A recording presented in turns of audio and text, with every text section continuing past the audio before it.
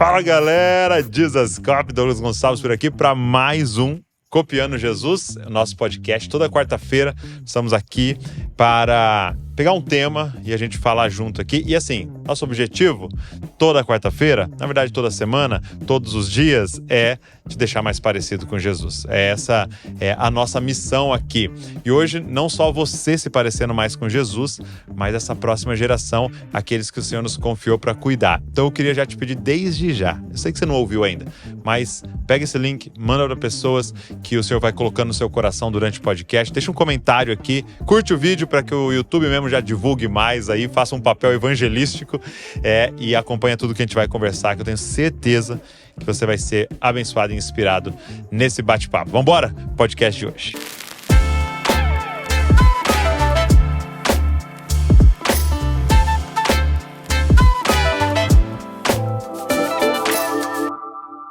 Ruth. Tudo bom? Obrigado, Bruna. Que alegria estar aqui. Vocês estarem aqui. Obrigado mesmo. Ruth, você está hoje em Joinville? Joinville. Morando em Joinville. E você está mudando... E eu tô chegando. Amanhã. Pra Santa Catarina, né? Mas Pra Florianópolis. Florianópolis. Ai, que demais. Novidade. É assim, 6 anos de casada. 6 anos não, 15 anos de casada, 13 mudanças. É a vida, né? 13? 13 mudanças, é quase uma por ano. Olha só, então uma por ano vocês vão... É uma aventura essa vida missionária, Muito bom. E acabou de nascer o sexto filho. É por isso que eu já me confundi com o sexto. O sexto filho. Uma menina, que é a mais velha, e 5 meninos. Ok. Maria Clara, Estevão, de 2 em 2 anos. Então, Maria, 10, aí vem uma escadinha. Estevão, Benjamim, Davi, Mateus e o Pedro José. Ah, tá. Então a menina é a mais velha. Mais velha. Ah, primogênita. É, a primogênita. A princesa tá reinando. E a Ruth, 3 filhos. 3. André, Benjamim e Esther. E idades? Quais?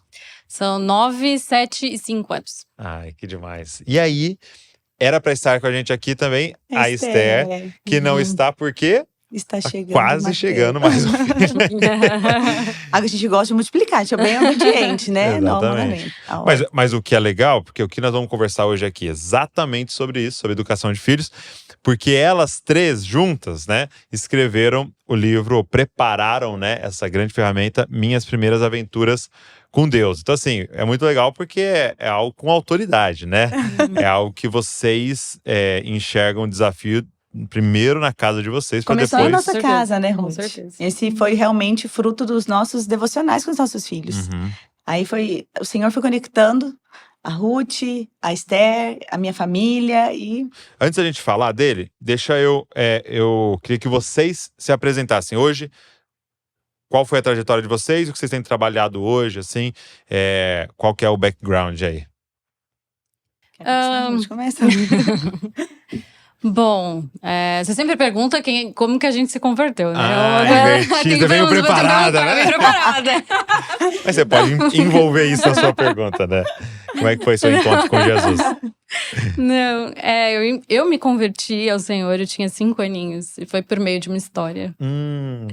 Então, faz todo sentido. Sim, faz todo sentido, né? Jesus mudou a minha vida e eu nunca mais olhei pra trás, né? E dentro de casa mesmo? Ou... Foi na escola. Na escola, a professora sempre contava ali, tava contando uma história de Moisés, né? Tava lendo todos os dias a história de Moisés. E eu tinha ali 5 aninhos, eu ouvi a história e eu fui impactada por ela, mas eu voltei pra casa e perguntava pra minha mãe. Na verdade, sou 4ª geração já de cristãos lá na minha família. E eu perguntava pra minha mãe, como é que continua a história? Minha mãe me contava. Então, eu fui pro culto naquela semana com a minha avó. E eu me lembro assim, eu tava como toda criança, né? Entediada.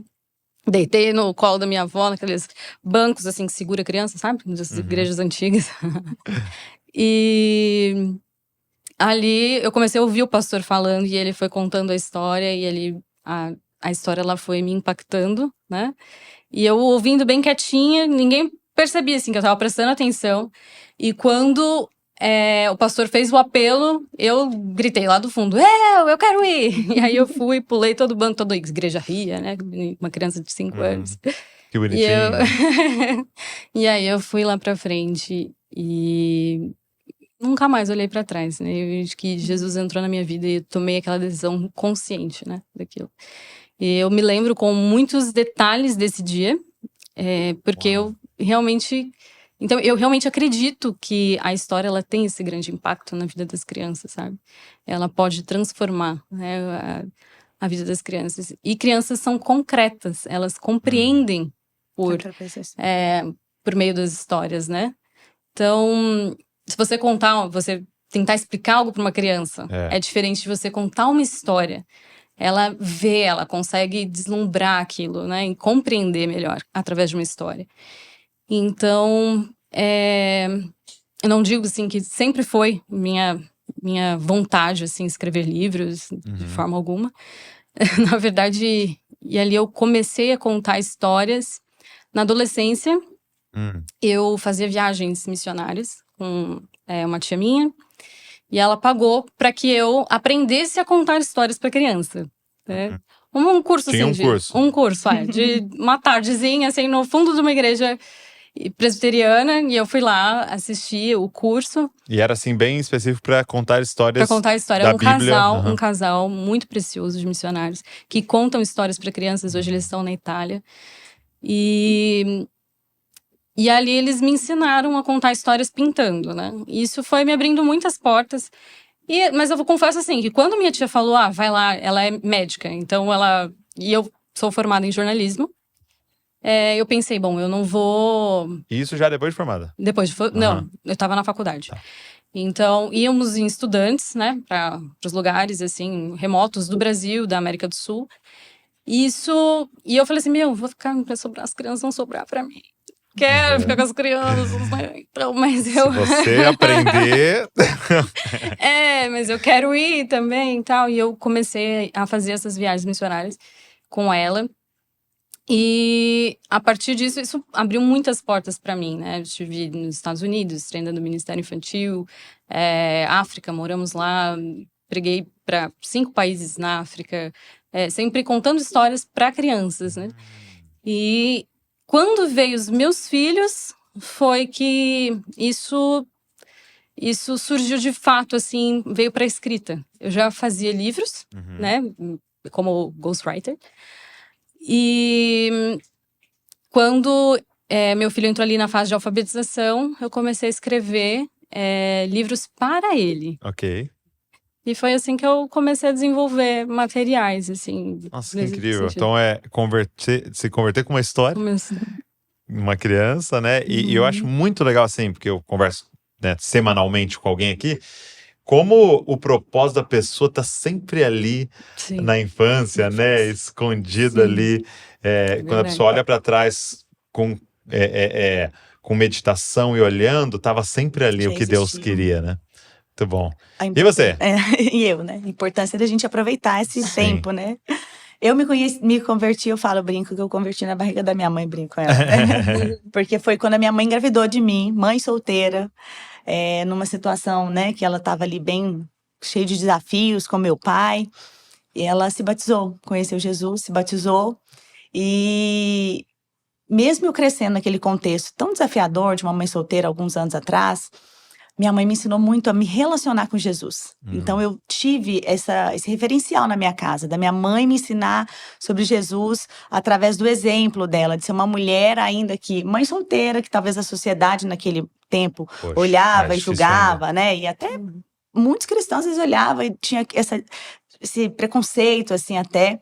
E ela tinha essa vida piedosa dentro de casa. Então, o meu exemplo era dentro de casa. Porque minha mãe tinha essa dedicação a Deus, né? Essa fome por Jesus, pela Bíblia, pela oração. Então, eu tive um exemplo dentro da minha casa, que era o quê? De ver a minha mãe, uma mulher tão simples, não começar e não terminar um dia sem orar. Diante dos desafios, eu vi ela correr pro quarto. Minha filha, espera aí que eu vou orar. Uma cabeleireira, muito simples, né? Mas às vezes ela tinha um cabelo para arrumar de uma cliente que ela tava assim meio, será que vai dar certo? Eu vi ela parar tudo e ir lá orar. Mesmo. E isso foi me inspirando, né? Que o relacionamento com Jesus, ele era muito mais do que uma aparência exterior, mas ele precisava ser verdadeiro, né? Então, à medida que eu fui crescendo, foram tendo os meus desafios, fui crescendo na minha intimidade com o Senhor, mas coisas preciosas que eu sei, como você acabou de dizer, né? Estavam já ali na infância, que eram hábitos que minha mãe inculcou em mim, assim, que era de memorizar versículos, mesmo quando era criança. E eu falo, era muita graça de Deus, porque minha mãe nem tinha tanta compreensão, nem tinha uma vida tão presente na igreja, assim, para poder falar que alguém estava ensinando isso. Era mesmo parte do plano de Deus. Então, eu cresci, morava no interior de Goiás, né? Eu brinco assim que nem Jesus dizia que ele veio de Nazaré e nada de bom saía de lá. Eu falo, eu vim lá de Vianópolis, né? Que é uma cidade do interior de Goiás. E só que depois eu fui fazer faculdade em Goiânia.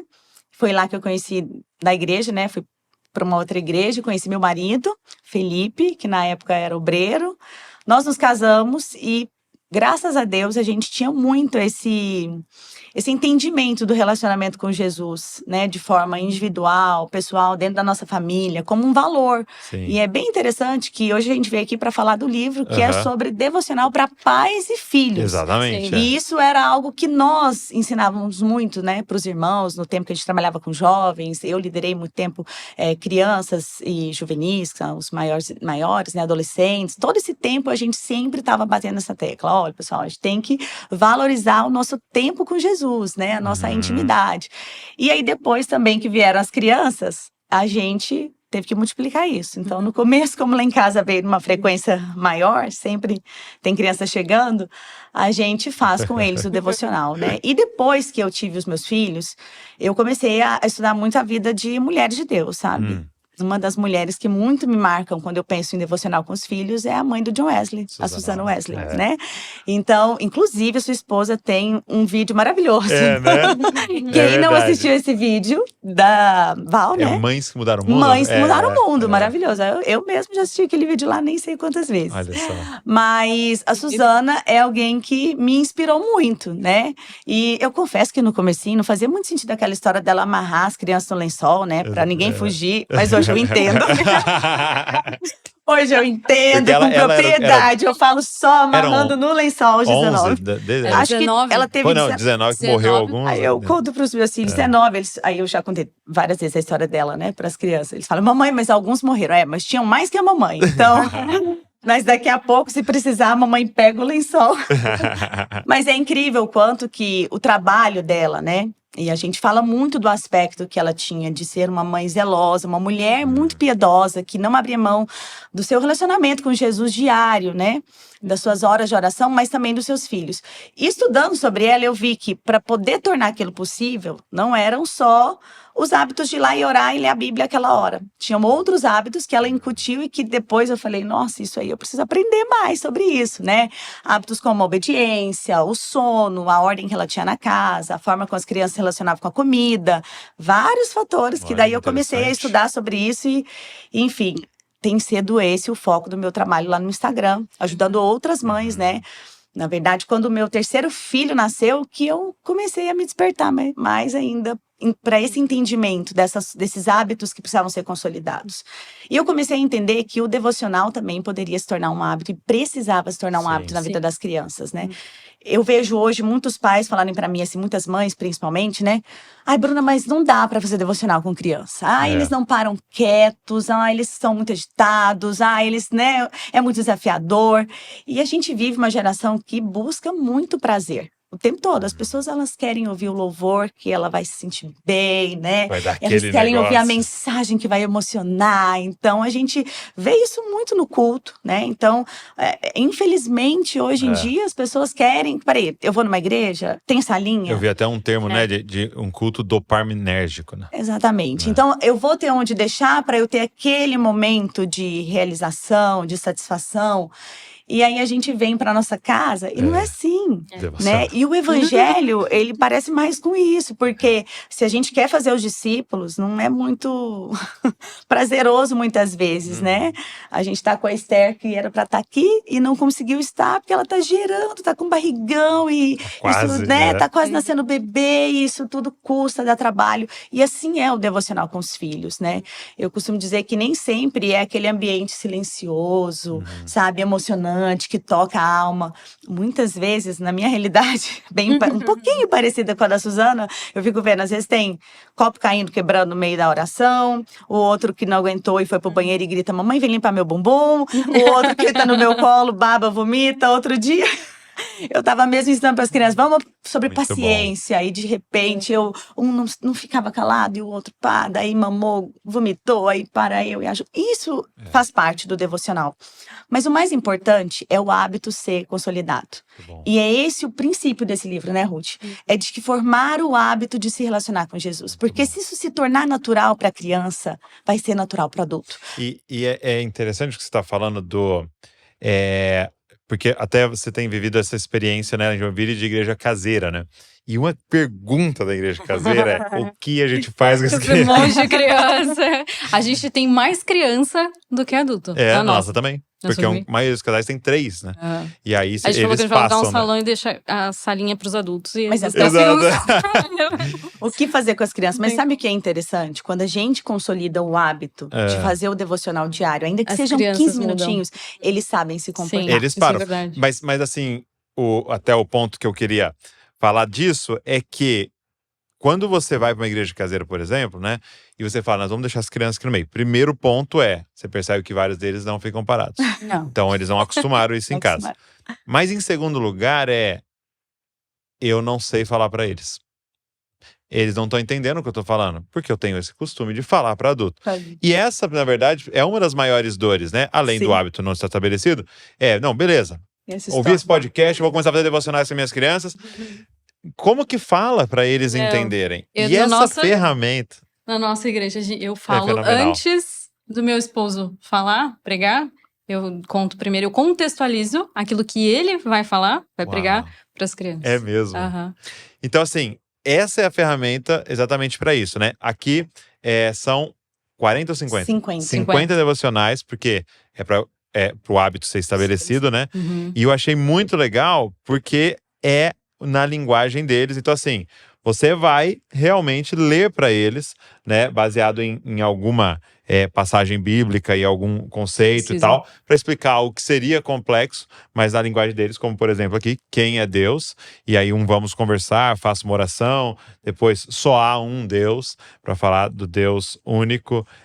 Tô pulando aqui, qual era o plano de Deus? Então, assim, são coisas profundas, né, que nós adultos estamos todo mundo estudando ali toda semana, mas para falar na linguagem deles. Então, assim, qual é a proposta? É uma ferramenta, né, que vai durar 50 dias para você fazer, mas que vai estabelecer o hábito e vai começar a te ensinar a dar a linguagem, né? E que pode ser até repetido, né? Na verdade, por quê? Porque a gente deve ser, né? Esse é o intuito. Porque se a gente quer que eles guardem essas verdades no coração, eu gosto de contar um exemplo. Eu fui bancária há quase 10 anos, né?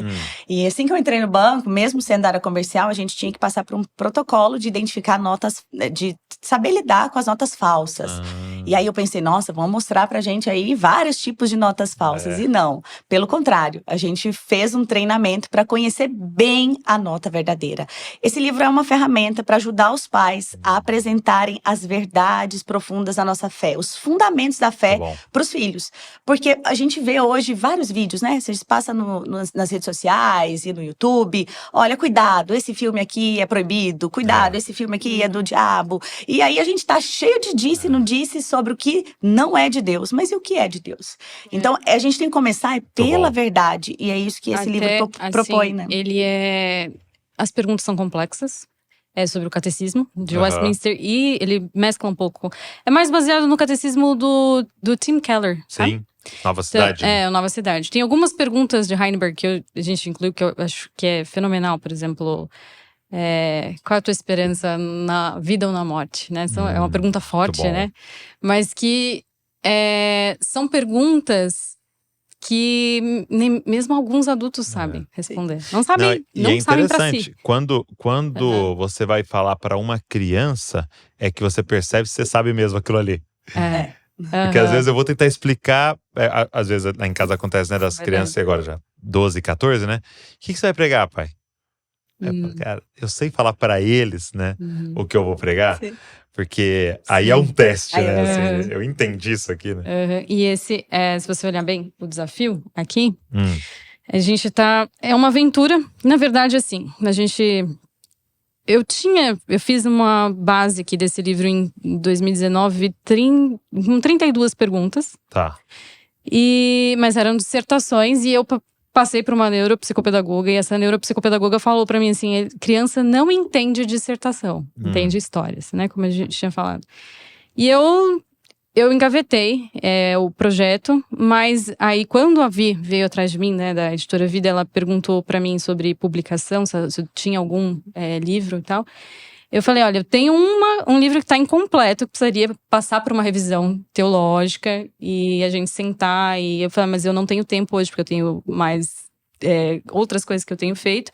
Então eu falei, então vamos trazer mais pessoas para trabalhar nesse projeto e tudo. E foi ela quem trouxe a Bruna, a Esther, foi muito especial, assim, elas toparam logo, assim.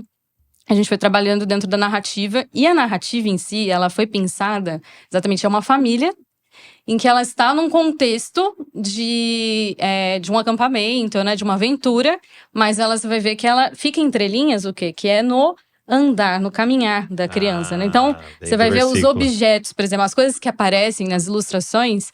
A gente tem calendário aí? Não tem calendário. As ilustrações, elas são assim, os pais estão explicando a partir de algo que já tem entre eles. Então é o dia a dia sendo vivido. Então demonstrar, pelo caminho. Sim. É pelo andar, pelo levantar, pelo acordar. Quando você... não é só uma devocional que você pega um dia e que a gente deixa implícito que é uma vivência. É uma vivência. É algo que você vive, que você respire diário. Né? A tua vida diária. Então, e esse diário que vai formando esse hábito, ele é tão maravilhoso que ele vai ensinando para a criança o que é prioridade, né? O que é prioridade? Outro dia eu falei, nossa, minha filha, quem ensinou isso para você, né? Porque como muitas demandas que a gente tem, a nossa família ainda faz homeschooling. Então, a gente estuda em casa, né? Pouca coisa que a gente tem. Então, outro dia eu acordei e naquela vida de mãe, né? Pensando nas muitas tarefas. E eu falei, minha filha, vão lá lendo a Bíblia? Eu acho que eu não vou conseguir fazer o devocional com vocês. Porque eu tenho que colocar aqui a roupa, eu tenho que fazer tal coisa. E ela, mas qual é a prioridade? 9 anos de idade ela tinha.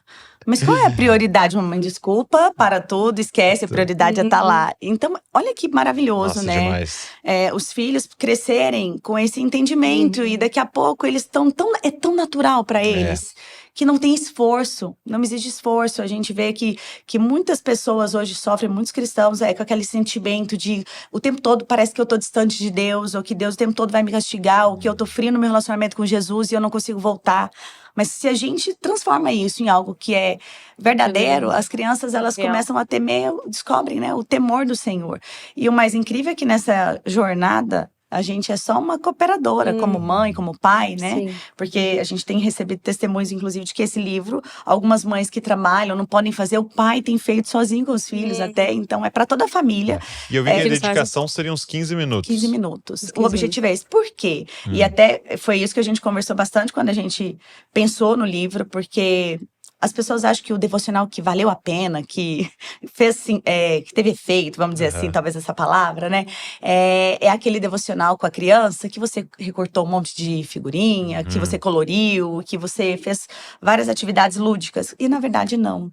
Na verdade, o essencial é a oração, é a leitura da palavra. Então, até a narrativa, ela não é algo muito extenso que vai dificultar. Sim, eu até diria fazer, né? Eu diria que às vezes seria até interessante não aplicar tudo diariamente um tema, mas trabalhar aquele tema. Então, em vez de 50 dias, vocês tornariam 50 semanas. 50. Sim, muito bom. Então, seria muito legal, assim, se o pessoal pudesse trabalhar. A gente está produzindo também cards pela editora ali, para bebês também, né? Pra memorização. Qual seria a idade sugerida aqui? Aí, 4 a 11. Eu tenho filho de 2 anos e o de 2 já consegue memorizar as perguntas. O que é bem interessante, como você disse, como que eu vou adaptar a linguagem? É certo que aquela criança de 2 anos, ela não vai conseguir explicar com a mesma clareza da de 9. Mas essas perguntas e respostas, ela já consegue memorizar. Então, por exemplo, o meu filho, às vezes o de 4 e o de 2, às vezes eles estão brincando e eu percebo eles conversando coisas do tipo assim, né? O salário do pecado é a morte. O salário do pecado é a morte. E isso é uma verdade poderosa, que lá na frente ele vai entender. entender. Então é meio que inspirado também nas ferramentas da educação clássica, né, Ruth? Que fala que a criança primeiro memoriza para que depois ela tenha compreensão. Então, elas vão chegar a partir dos 9, 10 anos, elas vão ter essa fase da compreensão. Aí a gente sugere que a família pegue as referências bíblicas que a gente propôs ali e estude a fundo com a criança, né? Faz diferença a idade da criança, é até engraçado, né? Porque assim, ela tá falando de 2 anos, mas a Bruna, como ela falou, isso sempre foi o foco dela. Trabalhar com as crianças, ter atenção ao devocional, né? Lá em casa, eu comecei a fazer devocional com os meus filhos. O mais velho tinha 4 anos já a minha pequenininha era de colo, bebê. Então eu trazia junto com a devocional. E você vê, assim, não demorou muito para que a gente começasse a ter, assim, colher frutos. Mas é engraçado, assim, porque a minha pequena, gente, ela ora. Se você escuta a menina orar, é muito engraçado, assim. Ela não ora como uma criança que, Senhor abençoa o papai, a mamãe, não. Ela faz orações poderosas, fortes. Que você fica assim, não acredito que ela orou isso. Que ela foi mais exposta que os outros, né? Ela foi mais exposta. Então, ela tem verdades dentro dela que é impressionante. Sabe, ela pergunta... Hoje ela tem 5 anos. E ela tem me perguntado sobre batismo. Ela quer me batizar, quer me batizar. Eu falei, mas filha, você entende o que é batismo? E ela sabe me explicar o que é. E eu falo, mas você tem certeza? Isso é algo muito... É uma decisão e tal. E ela tem certeza absoluta que ela quer. E eu confio. Eu realmente confio porque eu vivi isso e eu tive certeza, né? 5 anos. Lá atrás. Sim. E ela tem... Então, eu vejo a diferença daquelas crianças que são expostas à palavra. Sempre, né? Não levou muito tempo para que o meu mais velho... eu tivesse frutos maravilhosos com ele ali, né? Mas é engraçado que eu tive essa revelação que eu falei assim, não, gente, não posso ser a devocional ser só minha. Como mãe de primeira viagem, né? Eu demorei um pouco mais para começar. Mas quando ele começou, eu me lembro que passou ali 1 mês, ele teve uma experiência muito forte com Deus, assim, também foi muito especial. E ele veio chorando, mamãe, eu quero muito que Jesus entre na minha vida. E isso chorando, é interessante, porque às vezes não vai ser ali naqueles 15 minutos. Mas esses 15 minutos de leitura do livro, de uma oração simples, que você fala, nossa, mas deu tempo nem de emocionar com essa oração.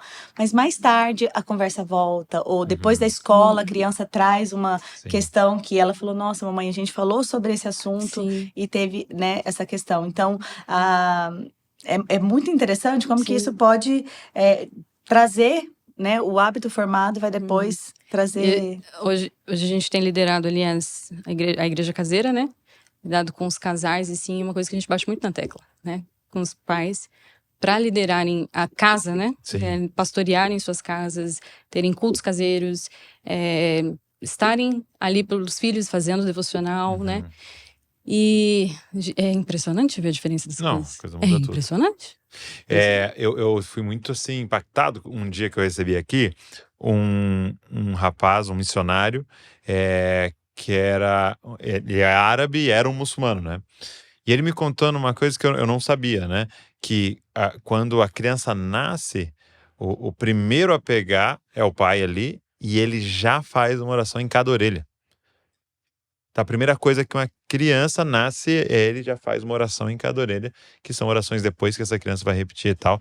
E isso é feito todos os dias, 5 vezes por dia.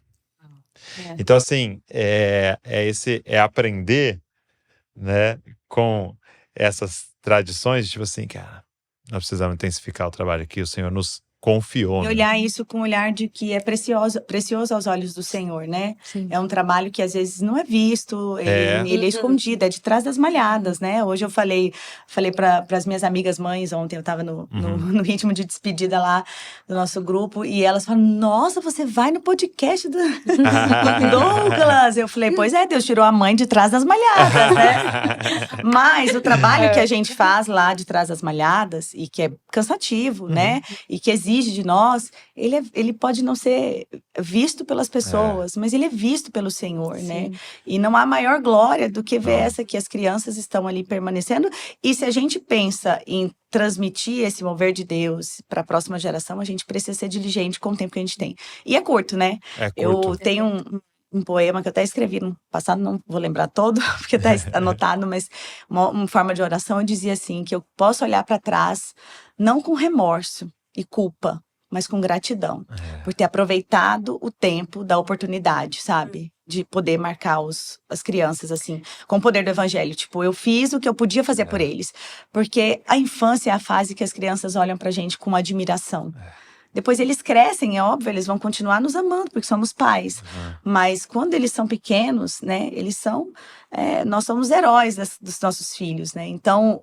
Voltando aqui à pergunta sobre qual a idade ideal para esse livro. É um livro que ele pode ser usado por crianças pequenininhas de 2 anos, mas é um livro que vai envolver muitos maiores de 10, como a minha filha, Maria Clara, né? O seu também de 9. Então, ele vai ficar nessa faixa. Mas só eles? Não.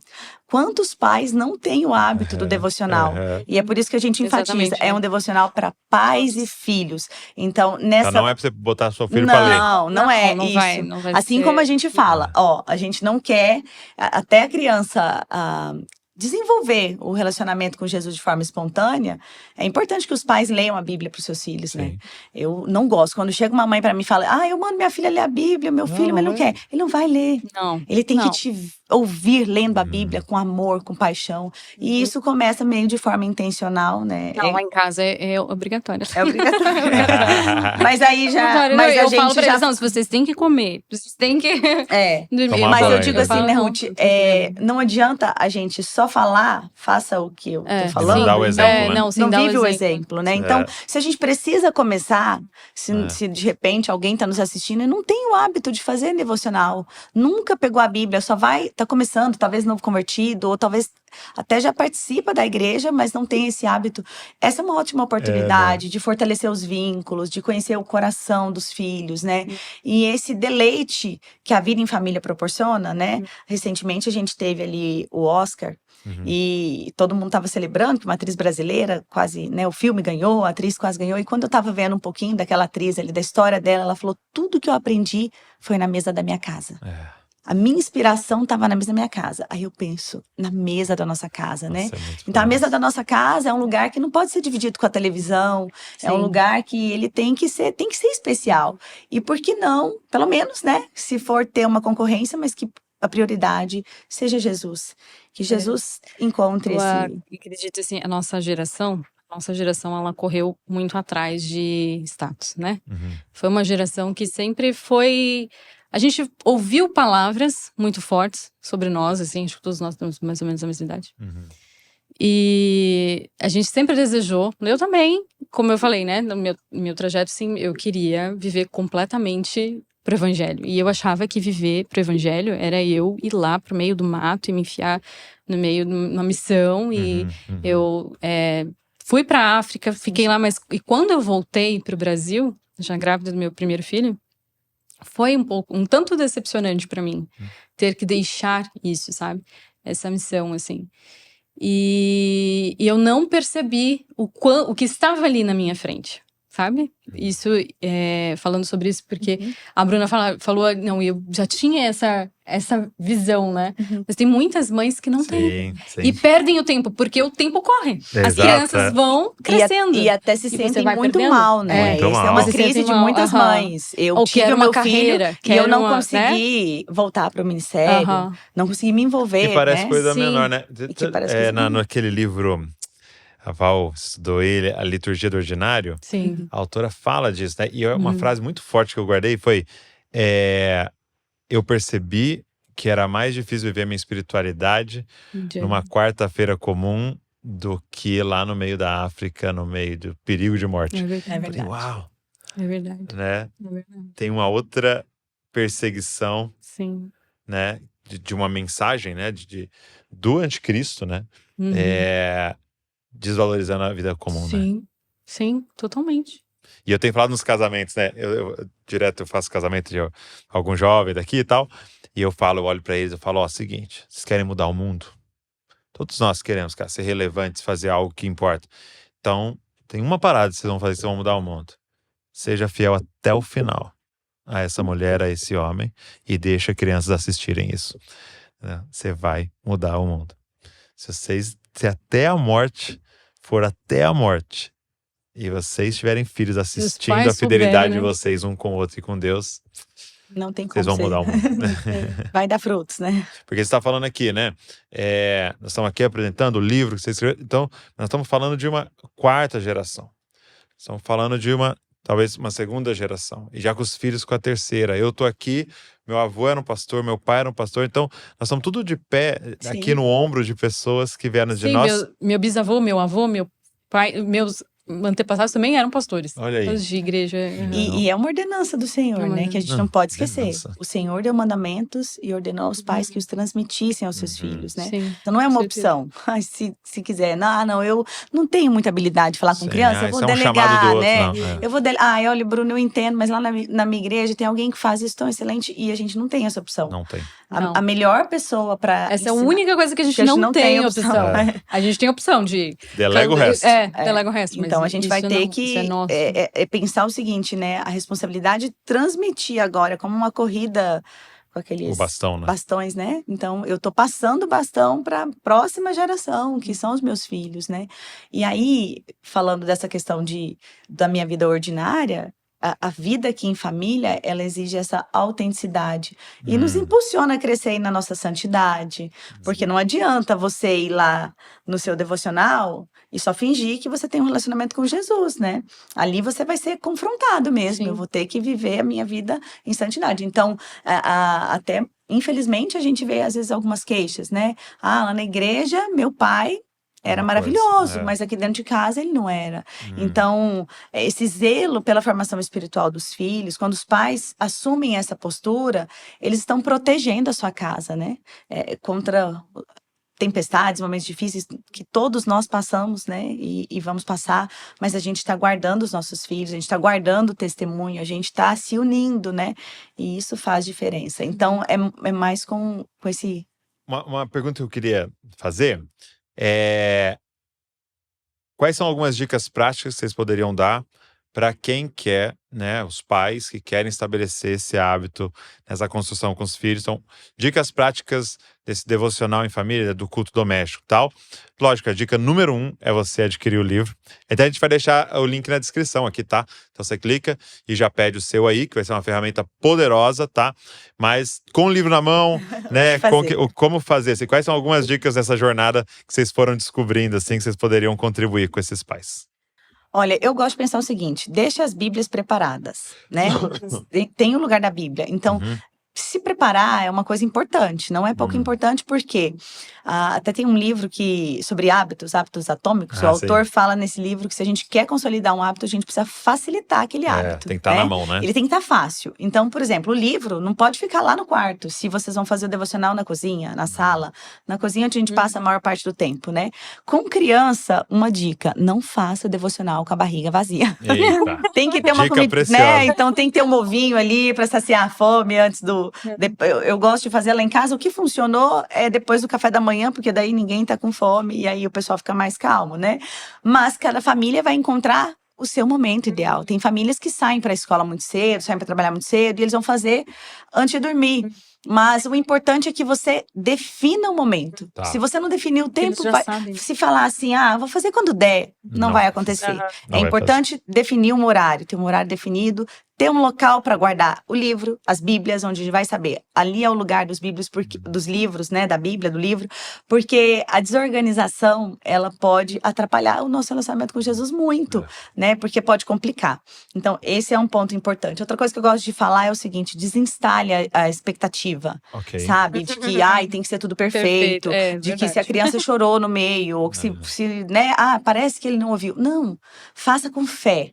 A gente tem que ser mais preocupado com a fé, com a certeza de que aquilo é uma semente que vai florescer e que o Espírito Santo é poderoso para operar através de qualquer circunstância do que alguma expectativa de reação da criança. Porque às vezes as crianças elas ficam paradas e alguns parece que ele está me confrontando, parece que ele está assim, não, ele não está nada, só está querendo entender. Ou às vezes eles estão distraídos ali, né, os pequenininhos, eu gosto muito de dar ali um cubo de encaixe, um brinquedinho para encaixar enquanto eles estão ouvindo a leitura, isso é uma dica muito muito legal para as crianças, isso é principalmente. Isso eu faço com as crianças da igreja.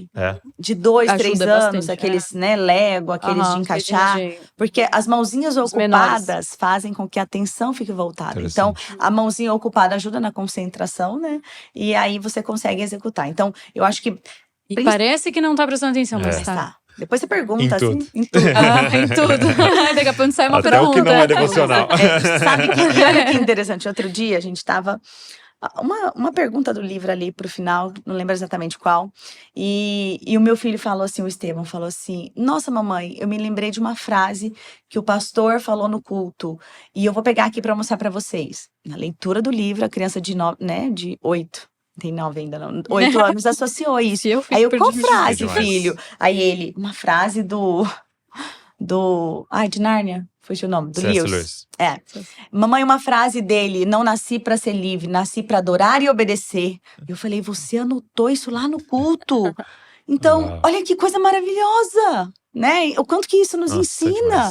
Não nasci para ser livre, eu nasci para adorar e obedecer Jesus. E ele foi associando. Então, é tão interessante quando a gente também não despreza as crianças, né? Quando a gente vai com ele e recebe as crianças e pensa, esse alimento espiritual que vai ser servido para os meus filhos aqui, eu também vou comer dele.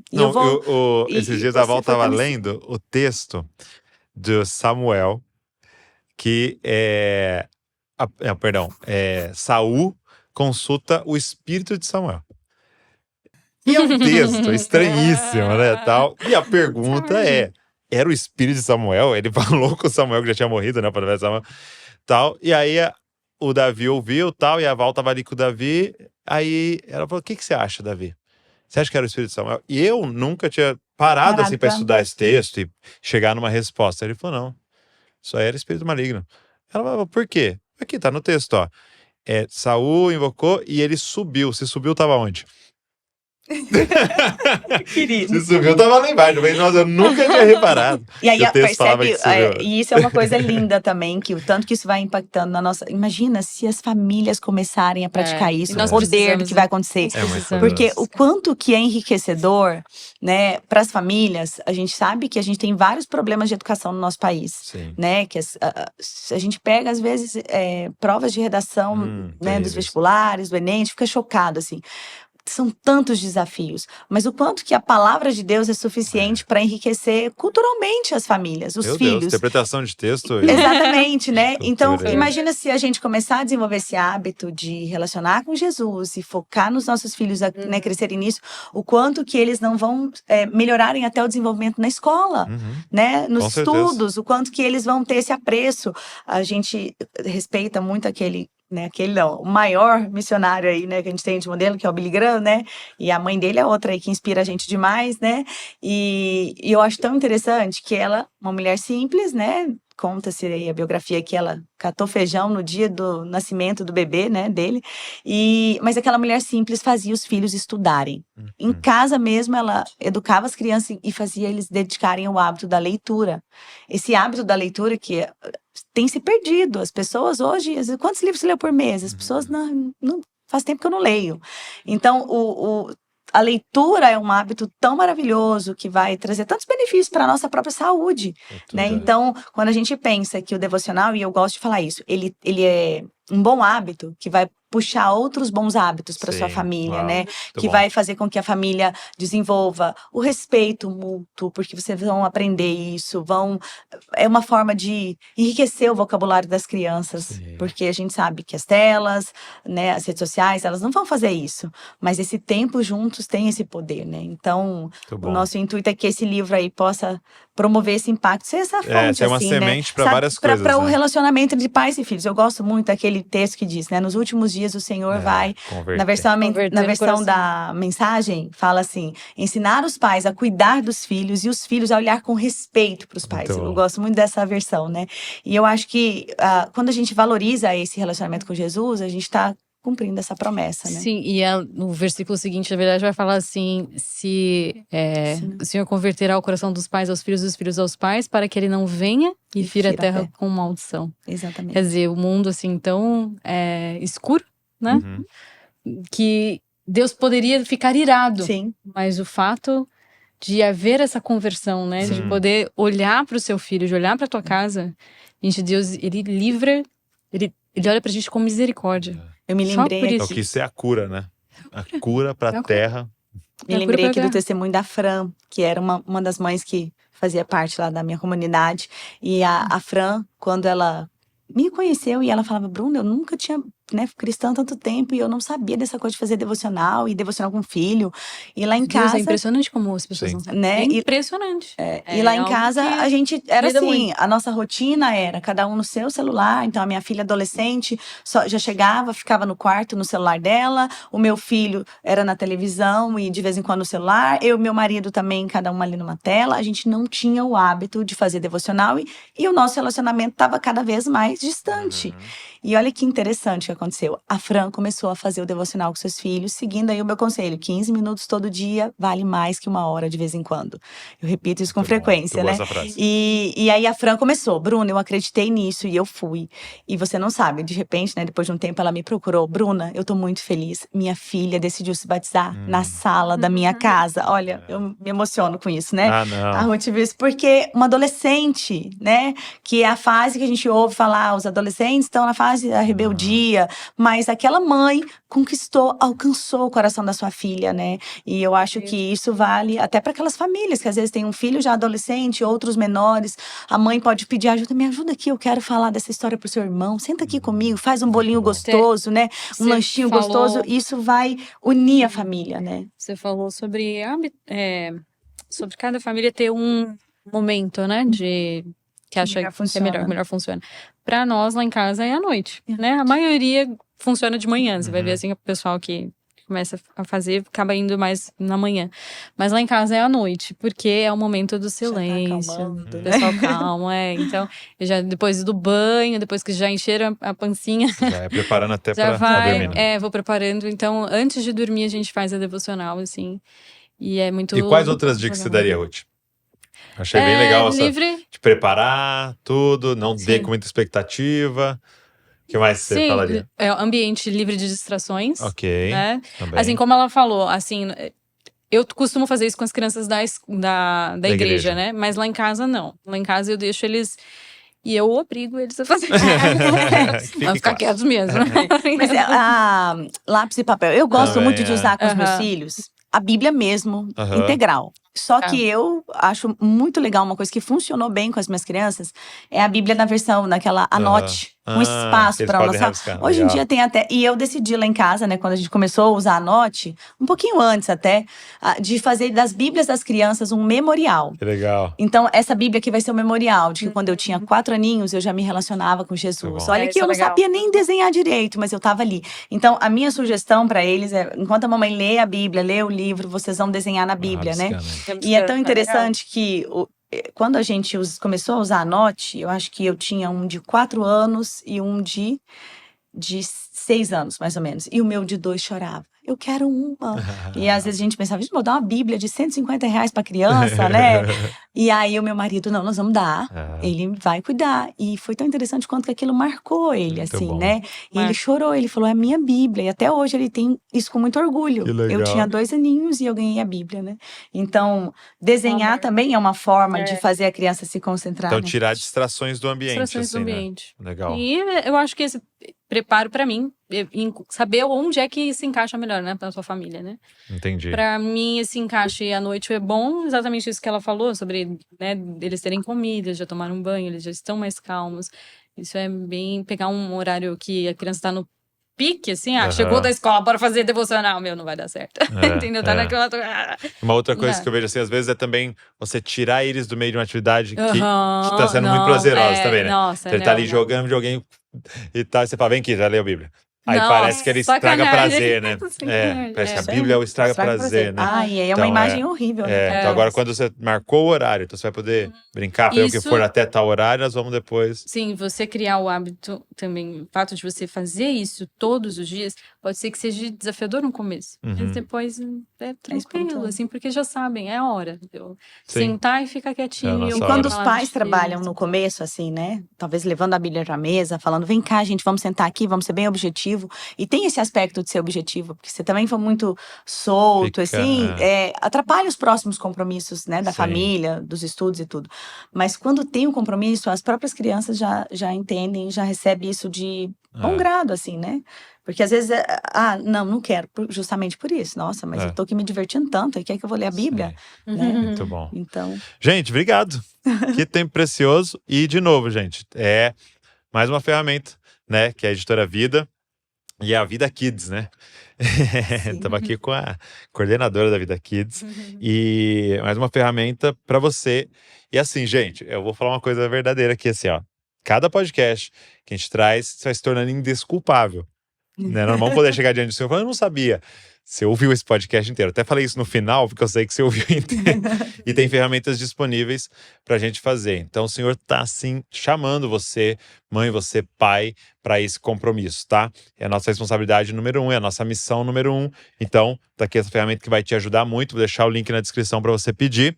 E obrigado, não só pelo livro, mas pela vida de vocês aí dedicada a esse assunto, vocês pegarem essa missão aí, não só na casa de vocês, mas ajudando outras famílias a entenderem isso e entrarem nisso que vai mudar a vida delas e dos outros, né? Das crianças. E obrigado, Esther, né? Presença ilustre aqui de vocês.